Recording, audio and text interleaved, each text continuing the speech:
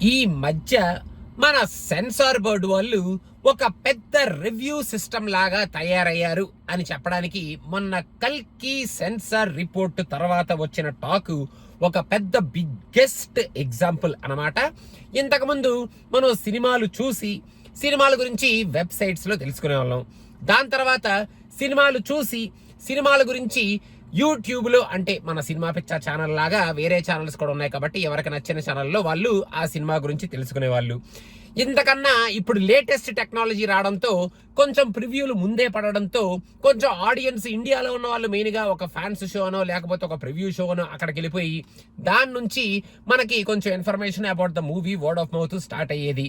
Okay, censor board వాళ్ళు ఉండేవాళ్ళు ఎప్పటి నుంచో ఉన్నారు, కానీ వాళ్ళ పాత్ర జస్ట్ సినిమాకి సర్టిఫికెట్ ఇచ్చి ఏ ఏజ్ గ్రూప్ వాళ్ళు ఈ సినిమా చూడొచ్చు, ఈ సినిమాలో వైలెన్స్ ఉందా లేదా, ఈ సినిమా ఎటువంటి సినిమా అనేది జస్ట్ సర్టిఫై చేసి బయటకు వదిలేయడమే తప్ప అంతకు మించి సినిమాలో ఈ కంటెంట్ ఉంది, ఆ కంటెంట్ ఉంది, అదుంది ఇదుంది అన్న టాక్ రావడం చాలా చాలా తక్కువ అనమాట. కాకపోతే గత కొద్ది కాలంగా సెన్సార్ బోర్డు వాళ్ళు చప్పట్లు కొట్టారు, సెన్సార్ బోర్డు వాళ్ళు విజిల్స్ వేశారు, సెన్సార్ బోర్డు వాళ్ళు లెగిసి నించొని హ్యాట్స్ ఆఫ్ అని చెప్పారు, సెన్సార్ బోర్డు వాళ్ళు సమోసాలు తిన్నారు, సెన్సార్ బోర్డు వాళ్ళు కూల్ డ్రింకులు తాగారు, వాళ్ళు సినిమా అయిపోయాక పరిగెట్టుకుంటూ వెళ్ళి భోజనాలు చేశారు. ఇలాంటి కైండ్ ఆఫ్ టాక్ మనకి కొంచెం రీసెంట్ గా వస్తుందన్నమాట.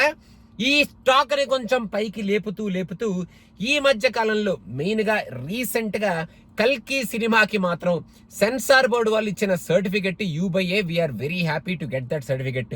దాంతో పాటు ఈ సినిమా రన్ టైమ్ ఎంత, ఈ సినిమాకి వెనకాల ఒక మంచి ఫ్యాంటాస్టిక్ క్లిఫ్ హ్యాంగర్ ఉంది, ఈ సినిమా నెక్స్ట్ సీక్వెల్ పేరు ఇది, ఈ సినిమాలో ఈ క్యామియోస్ ఉన్నాయి, చాలా ఇంట్రెస్టింగ్ క్యామియోస్ ఉన్నాయి, ఈ సినిమాలో చాలా ఇంట్రెస్టింగ్ సీన్స్ ఉన్నాయి, మొత్తం అంతా కలిపి విఎఫ్ఎక్స్ అదిరిపోయి బెదిరిపోయి చెత్త కొట్టేసింది.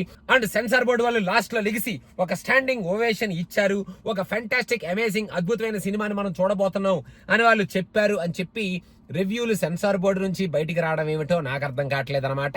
మరి ఈ బోర్డు మెంబర్స్ ఆ సినిమాని రివ్యూ చేసి రివ్యూ బయట పెడుతున్నారు, లేకపోతే ఆ సినిమా చూస్తున్నప్పుడు పక్క సందులోంచి ఎవరైనా చూసి ఓకే సెన్సార్ బోర్డు వాళ్ళు ఇవన్నీ చేశారనమాట అని చెప్పి వాళ్ళు ఆ సెన్సార్ బోర్డు వాళ్ళు చేసిన యాక్షన్స్ ని బయట పెడుతున్నారు, లేకపోతే సెన్సార్ బోర్డులోనే కొంతమంది మేము రివ్యూ ఛానల్ ఓపెన్ చేద్దాం అనుకుంటున్నాం, దానికి ట్రైల్ వేద్దాం అనుకుంటున్నాం అన్నట్టు ఈ రివ్యూస్ ని బయట పెడుతున్నారు, లేదా సెన్సార్ బోర్డు వాళ్ళు చెప్పినా చెప్పకపోయినా మేకర్స్ సెన్సార్ బోర్డు వాళ్ళు చేసేసినట్టు ఇలాంటి రివ్యూస్ ని బయట పెడుతున్నారో నాకు తెలియదు. కానీ మొత్తానికి ఎందుకురా బాబా అసలు ఇప్పుడు సెన్సార్ బోర్డు నుంచి రివ్యూ అవసరమా అనే భయం కొంచెం పట్టుకుందనమాట. ఆల్రెడీ ప్రీమియర్ షోలకి వెళ్లేదే, ఫస్ట్ డే ఫస్ట్ షో సినిమా చూడాలనుకునేదే ఇలాంటి టాకులు అవి ఇవి వినిపించుకోకుండా మనం వెళ్ళి సినిమాని ఎక్స్పీరియన్స్ చేసి అప్పుడు బయటకు వచ్చి కొంచెం జాగ్రత్తగా సినిమా గురించి చెప్దాం అన్న ప్రయత్నం చేద్దామని.